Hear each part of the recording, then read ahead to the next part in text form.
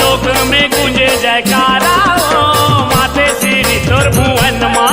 तीनों लोक में गूंजे जयकारा हो माथे श्री तोर भुवन माँ।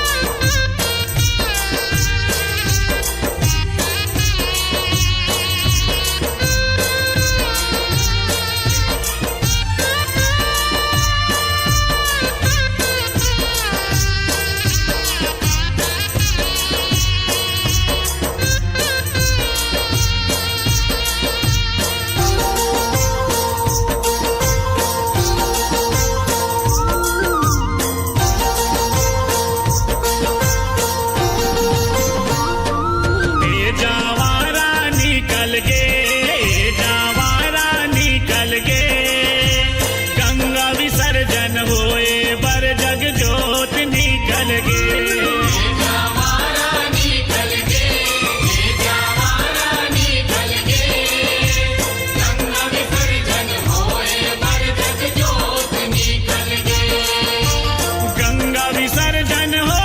बर जग जोत निकल गे।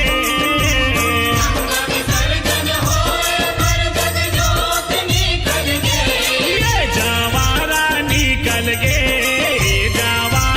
निकल गे। गंगा विसर्जन होए बर जग जोत